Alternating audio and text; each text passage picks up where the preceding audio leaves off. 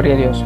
El tema de este mensaje bíblico es perseverando hasta el fin para ser salvos, basándonos en el libro de San Mateo capítulo 24 versos 12 y 13. La palabra del Señor dice: por haberse multiplicado la maldad, el amor de muchos se enfriará, mas el que persevere hasta el fin, éste será salvo. El Señor Jesús en estos pasajes bíblicos se encuentra hablando con los apóstoles, pero en este momento, mi amado hermano, lo vamos a aplicar a nuestra vida actual. Pudiera estarse refiriendo al fin de la iglesia sobre la tierra o al fin de nuestra existencia como seres humanos sobre la tierra. Alguien de ustedes podría estarse preguntando, ¿perseverando en qué? En Cristo Jesús, viviendo en obediencia, en paz y en santidad. O alguien más podría estarse preguntando, ¿para ser salvos de qué? Para ser salvos de la ira de Dios, para ser salvos de los juicios divinos de nuestro Dios y para ser salvos del fuego eterno. La palabra perseverancia no significa borrar los obstáculos en nuestra vida, sino continuar buscando la meta a pesar de ellos. La palabra perseverancia en griego es traducida como resistencia. Y aclaro, la salvación no se pierde, pero si usted se aleja de la gracia de nuestro Señor Jesucristo, el que se perderá es usted. Muchos hablan de cómo encontraron a Jesús. Eso no es cierto, tú no encontraste a Jesús, Él no estaba perdido, el perdido era usted y yo, y Jesús nos encontró a través de su misericordia. En primer lugar, porque el cristiano muchas veces le da las espaldas a Dios, es por el pecado. Escuche lo que dice el verso 12 del capítulo 24 de San Mateo. Y por haberse multiplicado la maldad, el amor de muchos se enfriará. Creo que ya todos sabemos que es pecado y sabemos discernir entre el bien y el mal. Veremos un claro ejemplo bíblico en el libro de Segunda de Pedro, capítulo 2, versos 21 y 22. Porque mejor les hubiera sido no haber conocido el camino de la justicia que después de haberlo conocido, volverse atrás del santo mandamiento que les fue dado. Pero les ha acontecido lo del verdadero proverbio: el perro vuelve a su vómito y la puerca lavada a revolcarse en el cieno. Aleluya. Para los judíos la naturaleza de estos dos animales eran totalmente inmundos, y este texto podría considerarse muy duro, pero recuerde que es palabra de Dios y con el nombre de estos dos animales describe a todos aquellos cristianos que por un tiempo conocieron el santo evangelio y que caminaron en el camino de la justicia, pero que se alejaron de Dios por el pecado. El pecado es fácil de hacerlo, fácil de practicarlo, y el pecado no requiere verdad espiritual. ¿Cuántas personas? Gloria a Dios. ¿Cuántas personas, después de haber conocido el Evangelio y comprendieron que Cristo era el Salvador, alguien que profesó ser cristiano y que concurrió por un tiempo a la iglesia, que al parecer su vida había cambiado, y vuelve atrás, vuelve al estado anterior y le da las espaldas a Dios por el pecado? Enfoquémonos en el ejemplo de Pedro, cuando dice, el perro vuelve a su propio vómito. Yo he visto que estos animales, ellos vomitan y ellos vuelven a devorar su vómito como si no hubiese pasado nada. Y luego dice, la puerca lavada vuelve a revolcarse en el cieno. Estos animales tienen su naturaleza en el barro o lodo o algo pantanoso. Es algo de su instinto animal, y también su alimentación no es muy buena que digamos. Ellos pueden comer alimentos echados a perder porque es su naturalidad. Supongamos que tomamos un animal de esto como mascota, la bañamos, la perfumamos y hasta le ponemos un collar, la ponemos en un lugar seco, limpio e impecable.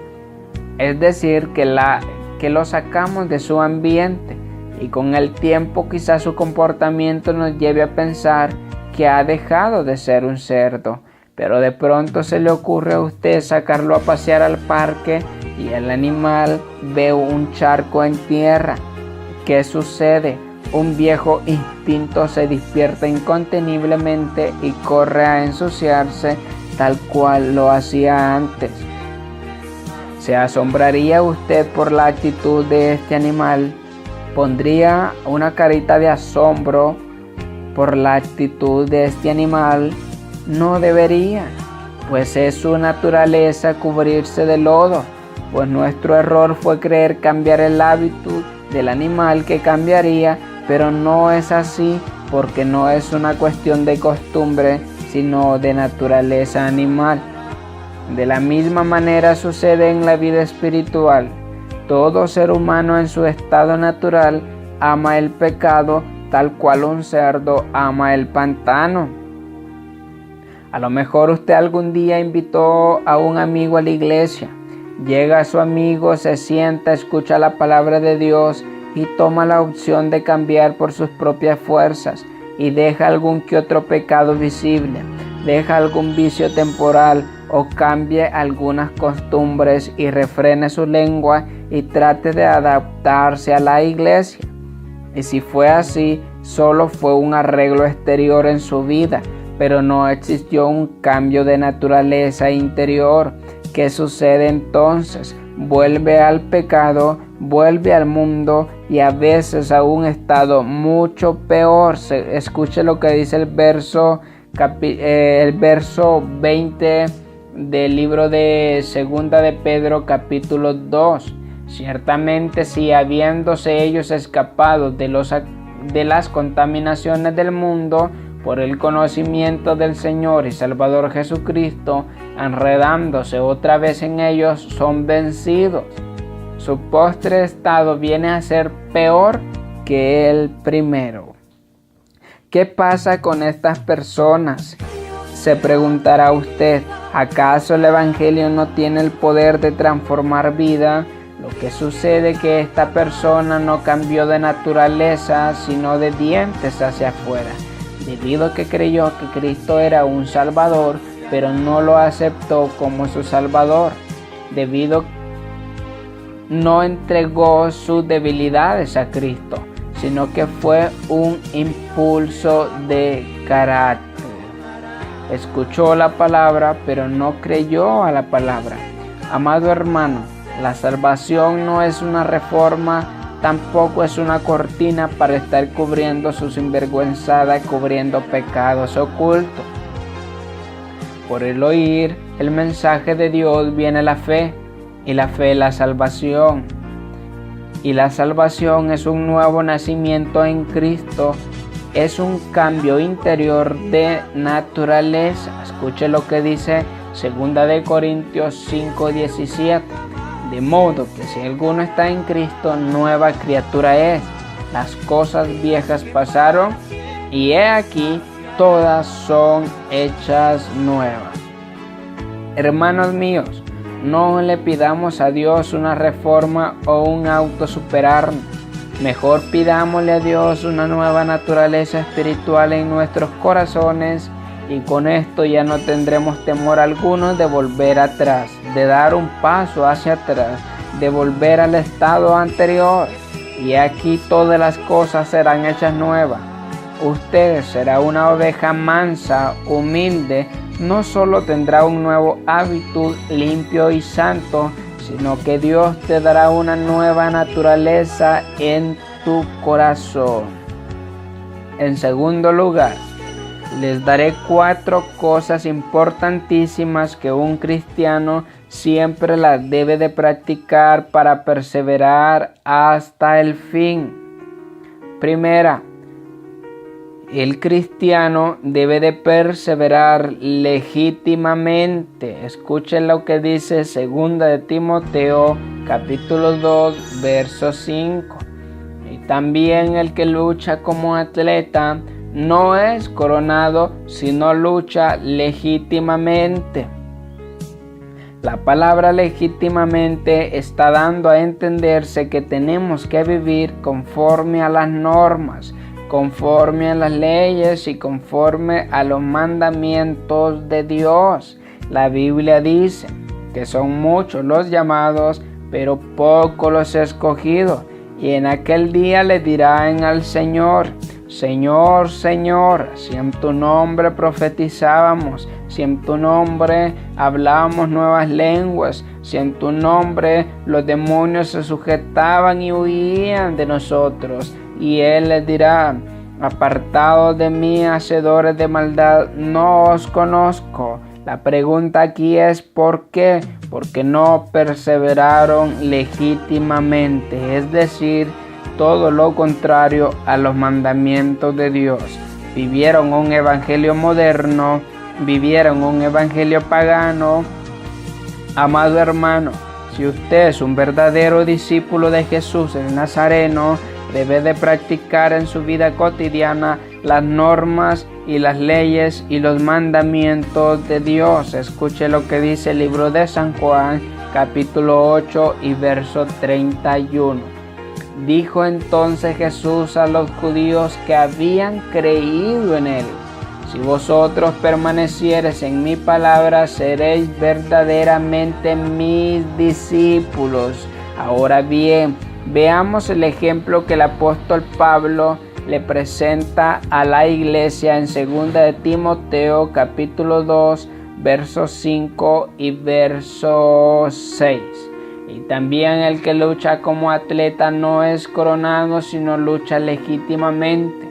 El labrador, para participar de los frutos, debe trabajar primero. Pablo, cuando él escribe esta carta, él está tras las rejas, se encuentra preso porque el Imperio Romano había comenzado una persecución contra la iglesia, pero más contra los líderes. El apóstol estaba preso por predicar el evangelio, por predicar un evangelio diferente al de ellos, por predicar un evangelio puro sin adulterio.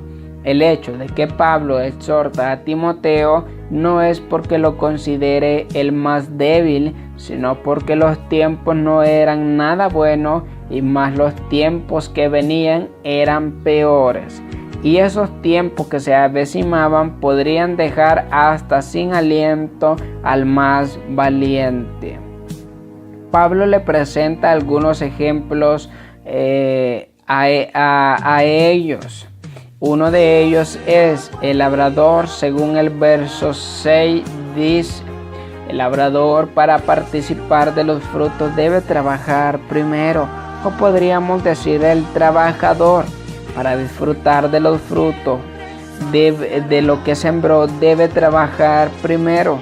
No me dejará mentir, pero para los que fuimos agricultores, primero hay que ver los buenos terrenos, si es muy buena tierra para poder cultivar. Luego preparar la tierra, limpiarla, matar la mala hierba, escoger la semilla del buen fruto que sembraremos, luego sembrar esa semilla, regarla con paciencia. Y todavía tenemos que echarle algo de abono a aquella plantita para que crezca verde y linda y nos dé el fruto. Regarla, seguirle quitando la mala hierba que le salga a su alrededor, matarle las plagas que le lleguen.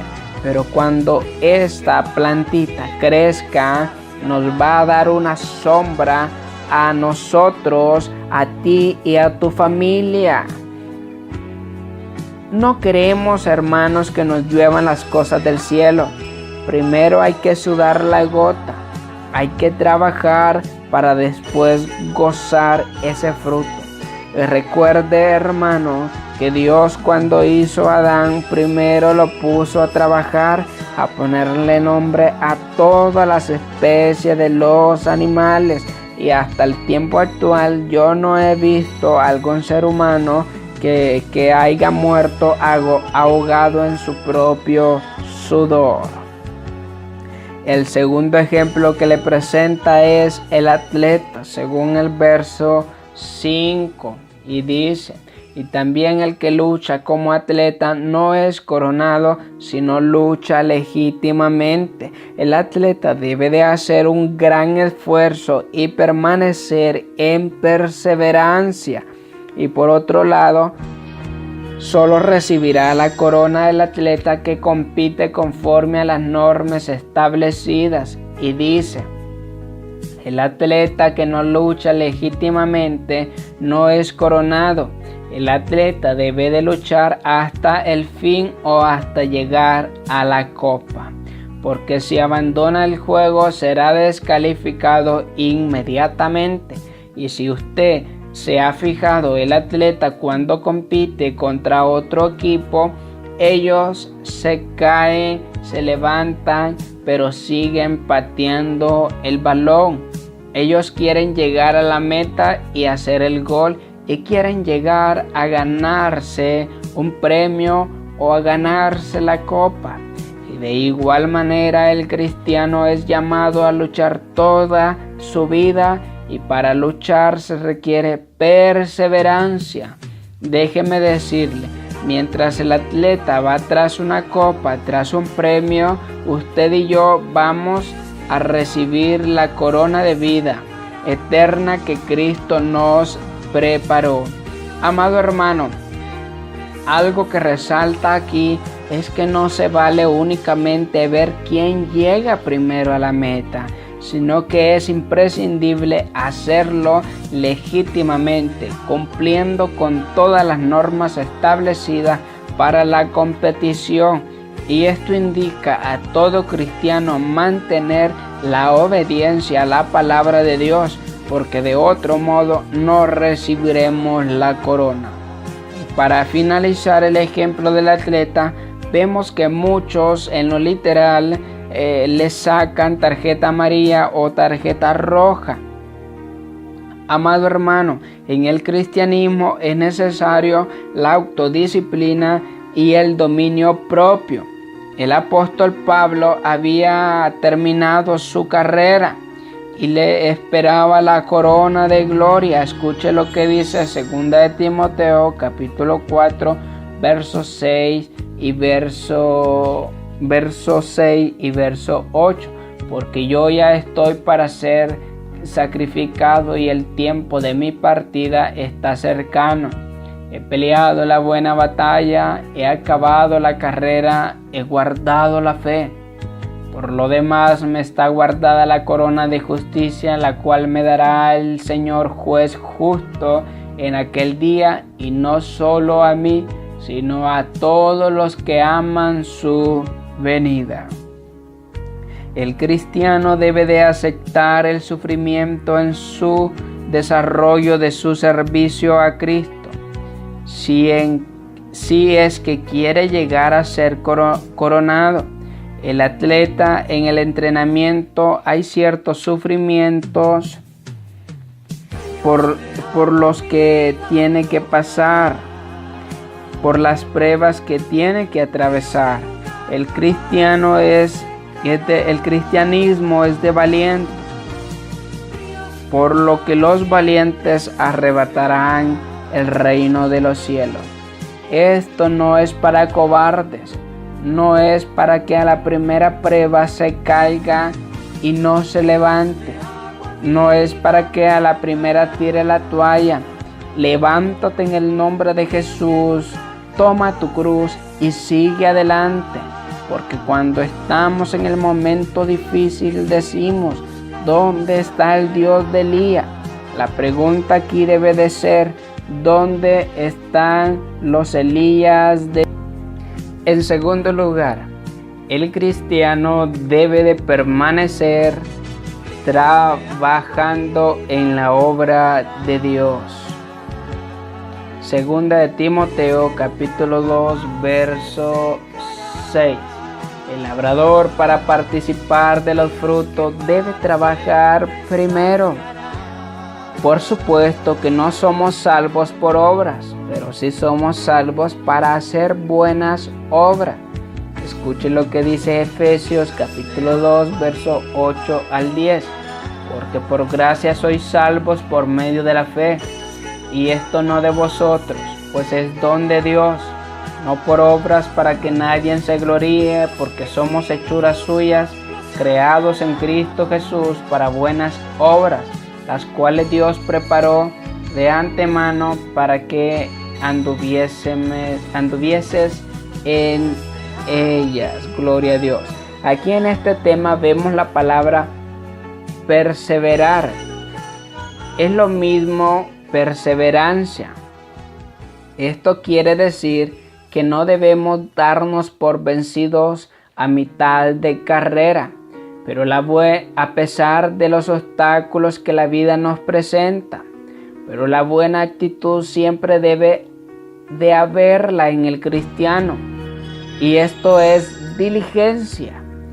La diligencia es definida una virtud que combate la pereza. Quiere decir que tiene una relación directa con la caridad y es motivada por el amor. Y si somos diligentes y estamos dispuestos a dar lo mejor de nosotros en la obra de Dios, no para vanagloriarnos, sino para la gloria de nuestro Dios, seremos recompensados por nuestro trabajo. Escuche lo que dice Proverbio capítulo 12 y verso 14. El hombre será saciado de bien del fruto de su boca, y le será pagado según la obra de sus manos. Déjeme decirle, no te preocupes por lo que cosechas, sino por lo que siembras, porque por lo que siembres, eso cosecharás. Imaginemos una persona perezosa en lo literal. Una persona perezosa no llega a ser considerada valiosa dentro de alguna empresa. De los labios de una persona perezosa siempre escuchará pretextos, excusas, que siempre va a hablar mal de su patrón, siempre va a hablar mal de su encargado, o de que son muchas horas de trabajo, o mucho trabajo para lo que gana de salario. Pero recuerde, hermano, que en el camino del perezoso es de espinos, pero para el reino de Dios se requiere trabajo y sacrificio, y el andar con diligencia nos traerá muchas bendiciones y solo podrían traernos múltiples recompensas, y una de ellas es la vida eterna. Pero si no hay trabajo y sacrificio en la obra de Dios, no recibiremos la corona. Escuche este ejemplo en el libro de San Mateo, capítulo 25, verso 24 al 30. Pero llegando también el que había recibido un talento, dijo: Señor, te conocía que eras hombre duro, que ciegas donde no sembraste y recoge donde no esparciste, por lo cual tuve miedo y fui y escondí tu talento en la tierra. Aquí tienes lo que es tuyo. Respondiendo su señor le dijo: siervo malo, negligente, sabías que ciego donde no sembré y que recojo donde no esparcí. Por tanto, debías haber dado mi dinero a los banqueros, y al venir yo hubiera recibido lo que es mío con los intereses. Quitadle pues el talento y dadlo al que tiene 10 talentos, porque al que tiene le será dado y tendrá más, y al que no tiene, aún lo que tiene le será quitado. Y al siervo inútil, echadle a las tinieblas de afuera, ahí será el lloro y el crujir de dientes. Amado hermano, seamos diligentes, porque esto nos permitirá llegar a la meta final que Dios nos dio. no sea negligente ni perezoso, porque le tocará fuego al final. En tercer lugar, el cristiano debe de permanecer en las penalidades por causa de Cristo. Escuche lo que dice 2 de Timoteo capítulo 2 y verso 3. Tú pues sufre penalidades como buen soldado de Jesucristo.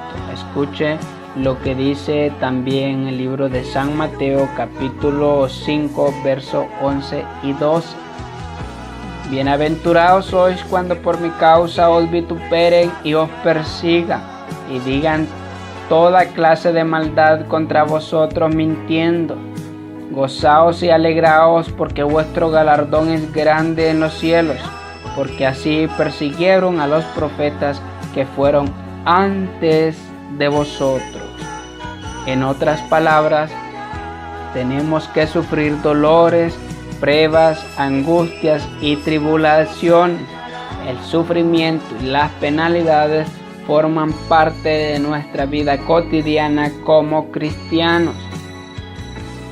Hoy en día hay muchos predicadores, pastores modernos, evangelistas paganos y maestros falsos, predicando un evangelio distinto al que Cristo y Pablo nos enseñaron, porque enseñan que el sufrimiento y el dolor y las enfermedades y las penalidades vienen del diablo.